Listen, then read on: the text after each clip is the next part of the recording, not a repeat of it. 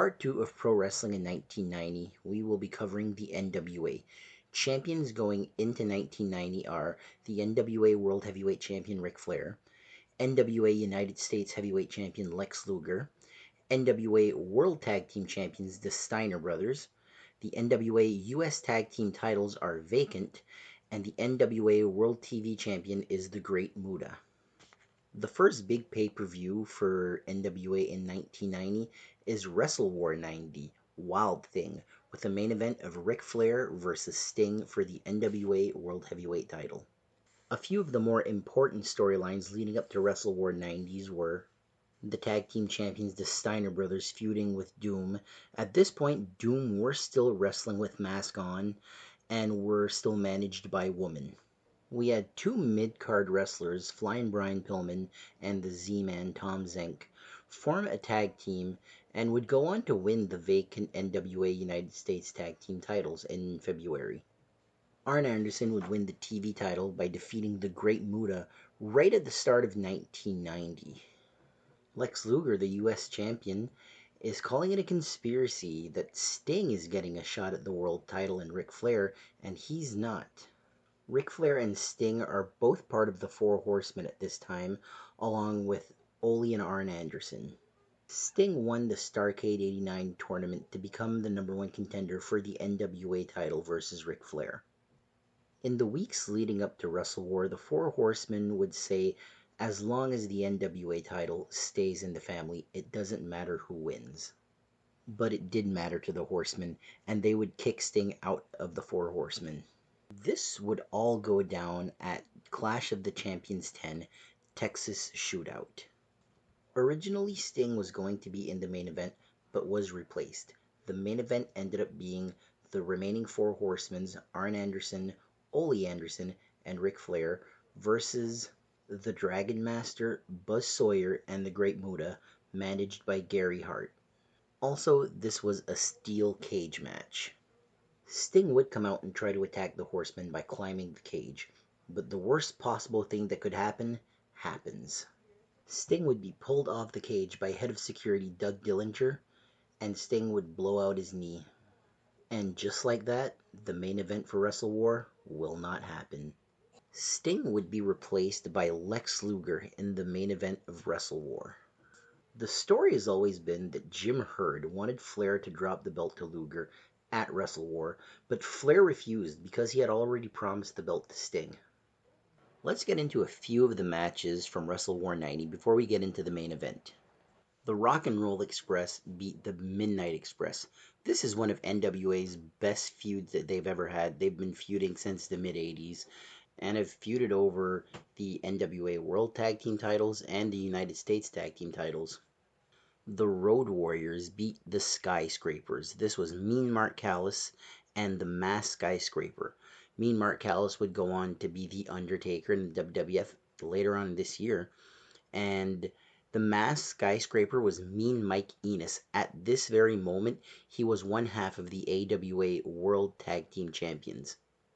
The original match was going to have Dan Spivey and Mark Callis versus the Road Warriors, but Dan Spivey had been no-showing shows, so they basically replaced him. Also on this card, the NWA World Tag Team Champions, the Steiner Brothers, Rick and Scott, they defeated the Minnesota Wrecking Crew, also members of the Four Horsemen, Arn Anderson and Ole Anderson. The new main event for WrestleWar 90 Wild Thing was Ric Flair defending the NWA title versus Lex Luger. My thoughts on this match is they did the best they could to replace Sting on such short notice. A lot of people have said they should have switched the belt. They should have went with Luger. I disagree with that. I think it was the right decision to stick to the story and let Sting finally get his moment. Now, if he would have been out longer, then I would have said, yes, change the belt, put it on Luger. I do think that these matches did no favors to Lex Luger. He didn't win the belt. He didn't beat Flair. He actually lost to Flair in a pretty good match here, but I don't think it did him any favors feuding with Flair knowing that he's going to lose all the matches.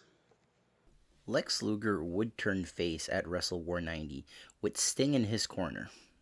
Luger would continue to feud with Flair for the NWA title going into the next pay-per-view, Capital Combat, the return of RoboCop. Yes, the return of RoboCop.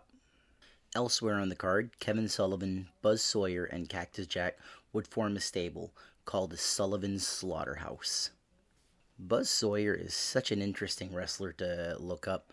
If you want to see a really good match of his, the last Battle of Atlanta versus Tommy Wildfire Rich. This match was a steel cage match with a top. So basically, this inspired the Hell in a Cell.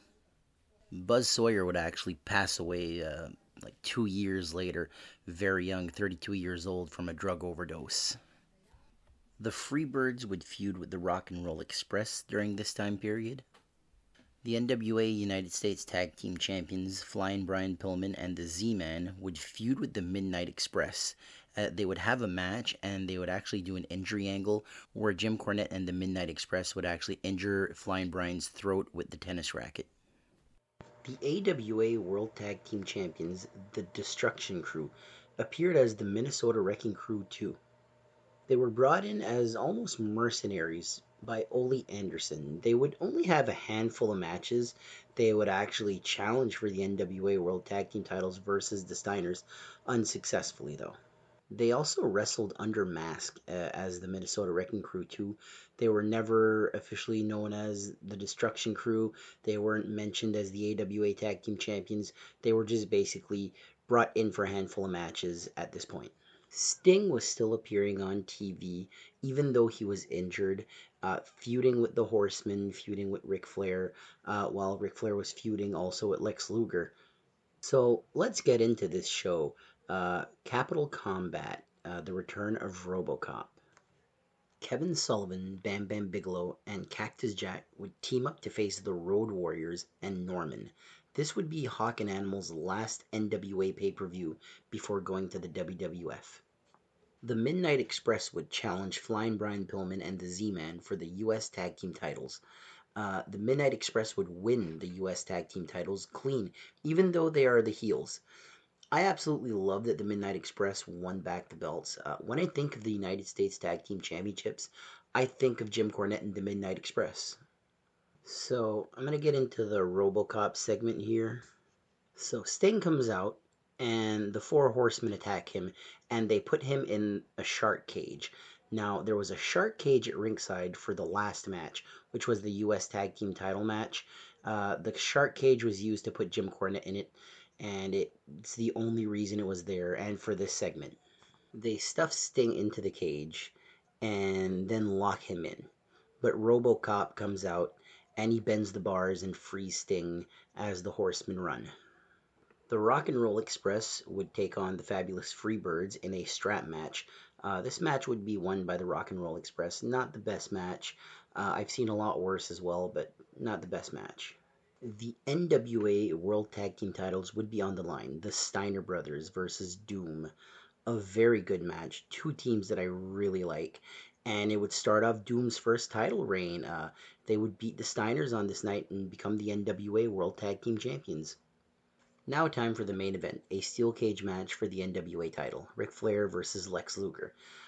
It's not a great match. It turns into a schmoz with the Horsemen coming out, then Sting and Elegante coming out to fend off the Horsemen. Barry Windham would jump in the cage and attack Lex Luger, and a steel cage match would end in a disqualification win for Lex Luger. So that I did not like at all. This whole Ric Flair Lex Luger storyline was just to waste time until Sting was healthy enough to challenge Ric Flair for the belt. And he would challenge for the belt on the next pay-per-view, the Great American Bash. But before we get to that pay-per-view, let's get into some of the storylines leading up to the Great American Bash. An old face would return after Capital Combat and challenge Ric Flair for the world title. This would be the mini feud heading into the Great American Bash.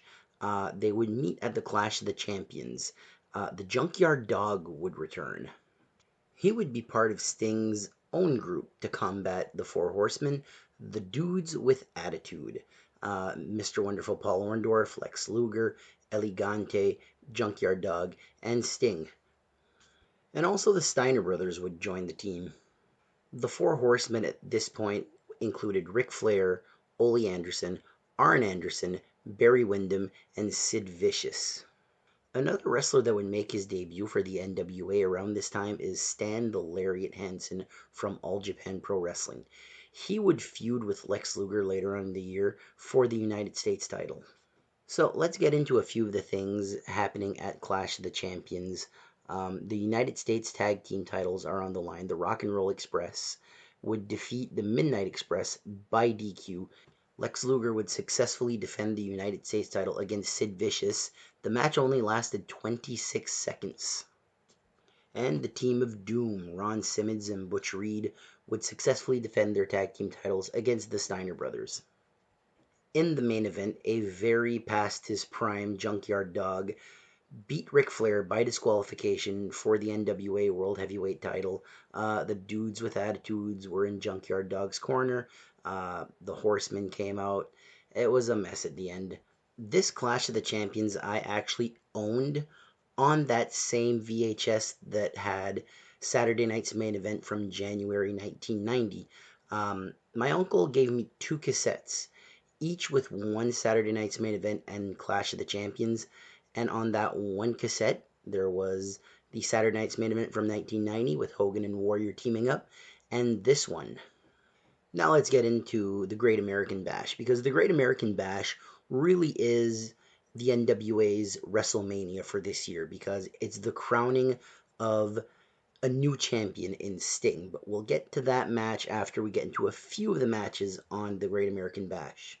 One of the matches at the Great American Bash was for the NWA United States Tag Team Championships. The Midnight Express defeated the Southern Boys. I love the Midnight Express. They're one of my all-time favorite tag teams. And this version of the Midnight Express, Stan Lane and Bobby Eaton, I remember them as the United States Tag Team Champions. So they could keep the belts forever as far as I'm concerned. Another match on this card, the Steiner brothers defeated the Fabulous Freebirds. Lex Luger would successfully defend his U.S. title against the future Undertaker, Mean Mark Callis. And for the NWA World Tag Team titles, another great tag team match here, as Doom, the NWA World Tag Team Champions, defeated the Rock and Roll Express. And finally, what everybody came to see, the NWA World Heavyweight title, Ric Flair defending against Sting. The story of this match really is Ric Flair working on Sting's tender leg. He just had knee surgery a few months ago. He's good to go, but he did suffer a pretty severe knee injury. But with the dudes with attitudes at ringside, finally Ric Flair goes for this figure 4. Sting counters it, hits him with a small package, gets the 1, 2, 3, and we have a brand new NWA World Heavyweight Champion, and it's the man called Sting. This to me is my favorite Sting moment of his career. I know a lot of people like his Crow version, but and I do too. The Crow Sting is one of my all-time favorites as well. But this one just seems so special. It's his first world title. It happens in 1990, which is a special year for me. It's just one of those. It's not Ultimate Warrior level, but it's not far behind. Now, his reign wasn't the best reign. They didn't have the best people to put up against Sting, though. I always feel wrestlers either have a good chase to the belt and a good win of the belt, or they have a good reign, or they have both. The Ultimate Warrior to me had both. Sting, he had a good chase, he had a good win. The reign, not so much. The following months after the Great American Bash saw a continuation of the feud between the Dudes with Attitude and the Four Horsemen. Ric Flair would start going after the United States title, continuing his feud with Lex Luger, kind of making the world title secondary at this point. Luger would be attacked in the parking lot. He wouldn't want to say by who in the beginning, but he would eventually start coming out during Four Horsemen matches, and it would be revealed that the Horsemen tried to injure Luger like they did Sting. A minor feud during this point in time, Arn Anderson would defend the TV title versus Mr. Wonderful Paul Orndorff. Orndorff was a member of the Dudes with Attitude. Anderson would not lose the title to Orndorff, and the feud just fizzle off. Before the next Clash of the Champions, there would be a figure that would appear. This would be the Black Scorpion. He would tell Sting that he's from his past. Nobody knew who this was. Speculation was actually at one point that it would be the Ultimate Warrior. But the Ultimate Warrior is the world champion in the WWF at the time, so that wouldn't happen.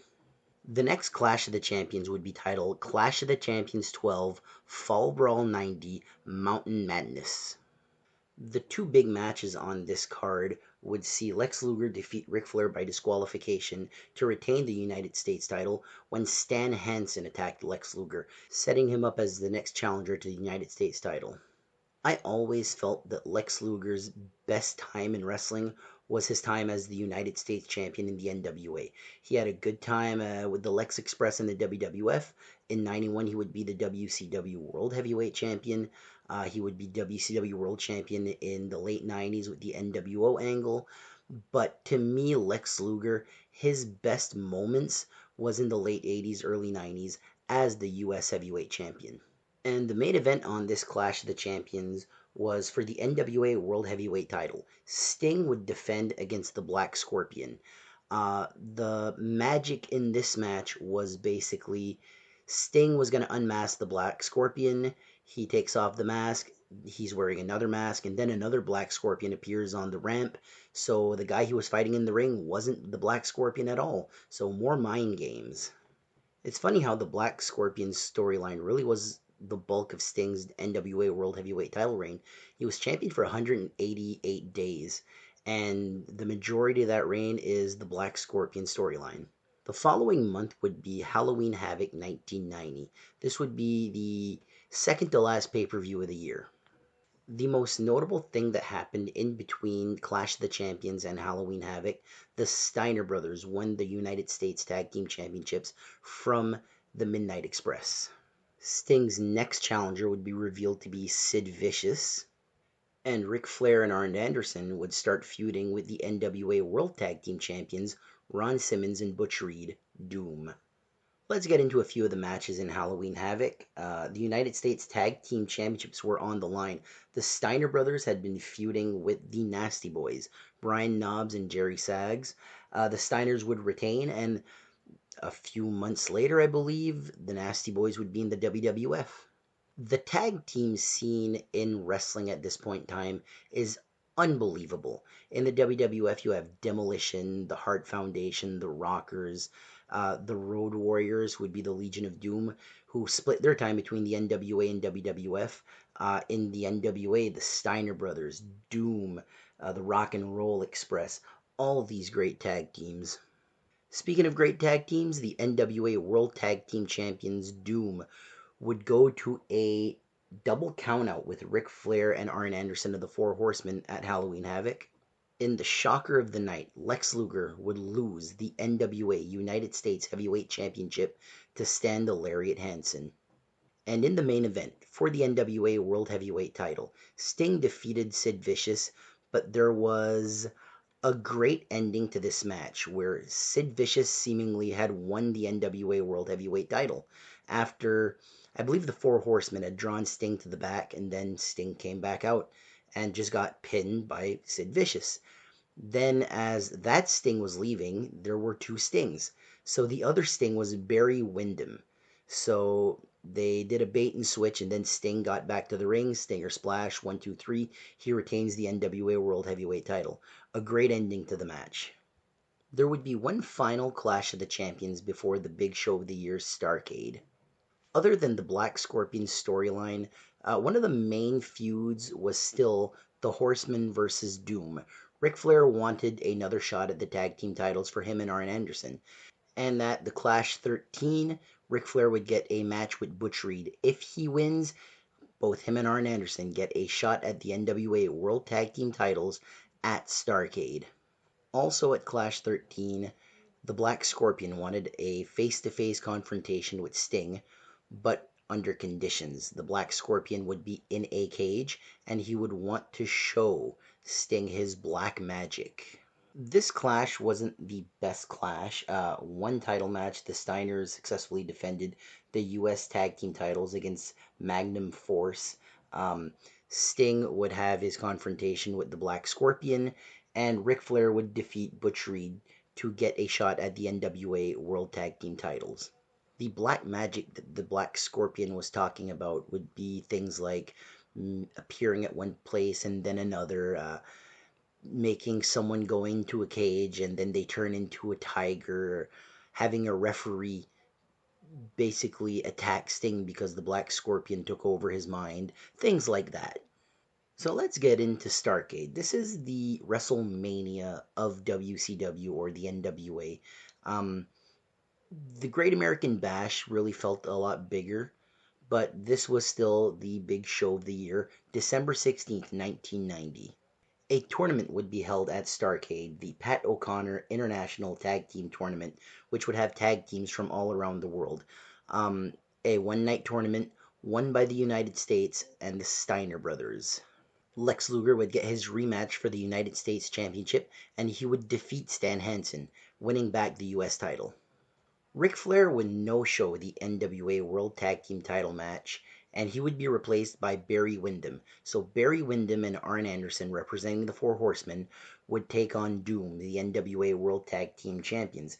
A double pin would happen, and that would basically be the end of the storyline with Doom and the Four Horsemen. Doom would retain the title, and they would go into 1991 as the tag team champions. And finally, for the NWA World Heavyweight Champion, the champion Sting taking on the Black Scorpion. If Sting wins, the Black Scorpion must unmask. What's interesting about this match is WCW, the NWA, had no clue who the Black Scorpion was going to be. Al Perez had been the Black Scorpion in their first match. At one point, Ole Anderson was going to be the Black Scorpion, but they had no clue who it was going to be. So at the end of the match, it would be revealed to be Ric Flair. Yes, Ric Flair. He would come out as the Black Scorpion in a spaceship, is the only way I can describe it. This was a steel cage match. The special guest referee was Dick the Bruiser. This is a year, not even a year actually, before Dick the Bruiser would actually pass away. So Sting would successfully defend his NWA World Heavyweight title. He would unmask the Black Scorpion to reveal Ric Flair. And that's it. That's the end of the story for the Black Scorpion. Sting would finish the year as the champion, but he would lose the title on January the 11th to Ric Flair. My final thoughts on the NWA in 1990 is it's not the best year, but it's a year that I have nostalgia for in the NWA. Sting's first world title reign, it's not the best, it's very flawed, but it has value for me because it's Sting's first world title reign. Knowing his history with the Ultimate Warrior, they both were world champion the same year. I enjoyed it. I enjoyed it for what it was. The Black Scorpion storyline, I wish they could have done a little bit more. But with Jim Herd there, what are you going to do? The tag team scene is unbelievable. It's comparable to the WWF tag team scene. Lex Luger as the United States champion, I've always liked that. But yeah, I really enjoyed the NWA in 1990. Is it better than the WWF? No, not even close. But for what it is, I liked it. So that's it for episode 2. I hope you enjoyed this episode. Episode 3, we're going to look at the AWA.